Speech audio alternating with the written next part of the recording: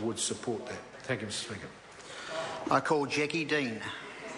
I'm pleased and will be very interested in the Select Committee's discussion on Section 32 considerations, and there has been identified a lack of direction in the consideration of Section 32 considerations, and I'm particularly mindful of the Otago Regional Council water plan, which is going to have a large impact on water users throughout the Otago Regional Council area, and the deficiencies which were identified in the Section 32 report associated with that plan, which had no numbers associated with them. And so I am very keen to see this bill progress through the House so that we can get some more robust consideration of economic impacts, and so I look forward to the Select Committee's consideration. Thank you.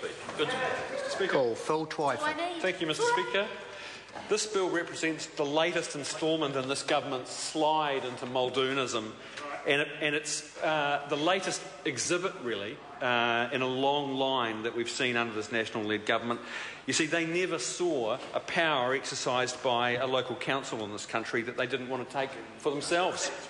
They never saw a council that couldn't have been improved by the appointment of commissioners and the sacking of elected representatives. And it's a long litany, and it bears repeating, I think. And it goes back to the establishment of the Auckland Super City, where they overrode the democratic rights of Aucklanders to have a vote on the Super City. They took away that right, and they proceeded to corporatise 75% of local government and take all those operations and activities out of the reach of ordinary citizens and away from the normal democratic process. We saw it with the sacking of Environment Canterbury because their corporate dairy farming mates weren't getting quite enough free irrigation consents. We saw it with the systematic stripping away of local government rights enjoyed by communities around this country in two bits of legislation. Most recently, the abolition of the four well-beings, the narrowing of the purpose statement of local government, and taking away all sorts of powers that communities have enjoyed for many years, including the right to vote on amalgamations. So we've seen it in the way that this government has spent most of the transport budget on big new state highway projects, forcing local communities to pay more and more for their local roads or let them fall into disrepair.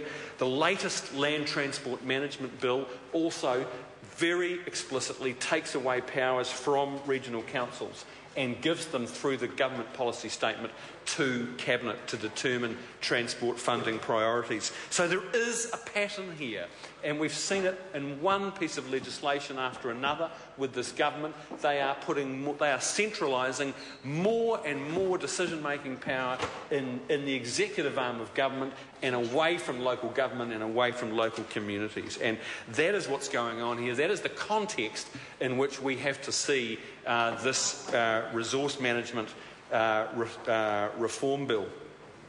I want to give three examples of this Muldoonist tendency to centralisation. The first is the issue of tree blanket protections. That is something that's worth looking at. That's worth a little bit of scrutiny, I think, the way this government is overriding the rights of local communities. It's overriding rulings that the Environment Court have made and trying to make it much harder, more expensive and more bureaucratic for local communities to use the provisions of the RMA to protect trees. Secondly, let's look at the Auckland Plan, because I think that's another very interesting case study in this government's Muldoonism and its complete inability to resist taking powers for itself. And we'll look at that in a bit of detail. And then thirdly, there are a number of other measures in this bill. There are a grab bag of measures that repeat this tendency that is on display so often with this government to take powers away from local communities and invest them in central government. The spiritual godfather of this bill, Mr. Speaker, could be said to be Ronald Reagan, the former US president, who's often said to have said that once you've seen one redwood tree, you've seen them all. In fact, that's very unkind very unkind to Ronald Reagan because he has been misquoted so many times. In fact, what Ronald Reagan said was, "A tree is a tree, how many more do you have to look at?" And that pretty much, Mr Speaker, that pretty much sums up this government's attitudes to the urban forest that Aucklanders treasure so much. And this bill could be known as Nick Smith's Revenge. It's the remaking of the Chainsaw Massacre of 2009, when, in a very ham-fisted way, Nick Smith tried to take away from local councils the ability to use blanket protection measures for trees by deeming that trees in a certain area were to be protected, and if they were to be severely pruned or cut down, then the owner would need a resource consent. So what Nick Smith tried to do back in 2009 was basically to dictate that councils would have to individually name particular trees that they wanted to save. And the Environment Court looked at this and said, what a load of nonsense. We're going to allow, in the North Shore and Waitakere legacy plans, we're going to allow councils to basically say that trees in a certain area could be covered by blanket tree protection rules. So this bill is, the provisions here on trees, section 76(4)(a), are deliberately about trying to overturn the Environment Court ruling and basically make it virtually impossible for councils to protect their trees. So they either have to name specific trees or a grove or a line of trees in a property or adjacent properties. And the effect of that, Mr Speaker, is that it will become humongously expensive for councils to protect trees. They'll no longer be allowed to protect trees of a certain species or a certain size. They are going to have to name certain trees in a grove or a line. And this is hugely ironic. This is the government who rails against councils about how they're spending too much money, accuses them of being bureaucratic, and then it's imposing a cost of what will undoubtedly be millions of dollars for, in the case of the Auckland Council, if it wants to seriously protect the trees in the leafy suburbs and in the Waitakere Ranges, for example. In places like Titirangi and Langholm, where the communities there have about 40% higher rainfall than anywhere in the rest of Auckland. There is a real problem with instability and erosion. The trees in places like that in the Waitakere Ranges are basically holding up the roads and the houses, sir. And if we see deforestation that many people predict as a result of this bill, then it will be, the blame will lie fairly and squarely on the shoulders of this national government. The other thing that's worth noting, as well as all the aesthetic and quality of life benefits of the urban forest in Auckland, sir, is that trees have a huge benefit for stormwater. Every tree, scientists calculate, treat 16 cubic metres of stormwater. If we see deforestation in parts of West Auckland, for example, of any significant scale, then there will be a huge negative impact on stormwater and erosion, sir.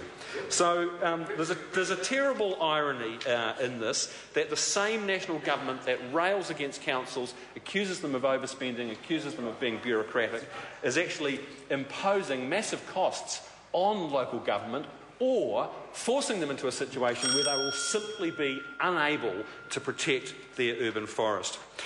I wanted to move on to the issue of Auckland, because Labor has signalled that we are willing to give qualified support to the Auckland Council for the proposal that the Auckland Council took to the government for a fast-tracked process for the Auckland Unitary Plan. Many of us are very sympathetic to Auckland Council's argument that the bedding in of the Unitary Plan shouldn't be allowed to take 5, 6, 7, 8 years. But the support is qualified, sir, because it's unclear to us, as it is to many commentators, that this process will actually deliver a shortened time frame and a good result. But the thing that's really interesting about this is that the government could not resist taking control of the process. So what have they done? They've said, OK, we're going to appoint the hearings panel that is the one-stop shop for considering the Auckland Unitary Plan, sir. Paula Rebstock, Peter Kiley, Stephen McElroy, Tony O'Brien, fine upstanding New Zealanders and true friends of the National Party. People like this, sir, will be making the decision because this government has hijacked Auckland's Unitary Plan process. It is a plan that belongs to Aucklanders. The bill for it will be paid by Aucklanders, but this national government could not resist putting its sticky fingers in the cookie jar and hijacking the unitary plan process that should belong to the people of Auckland. And it's typical. It follows on an established pattern of hostility that this government has to Auckland. They can't stand Mayor Len Brown's agenda for public transport in Auckland. They cannot stand the agenda for a quality compact city. They can barely disguise their contempt for it, and that's why they're insisting on putting their own people into the hearings panel so that they can exercise control and take it away from the people of Auckland. Nikki Kay. Mr. Speaker, I'm very pleased to speak on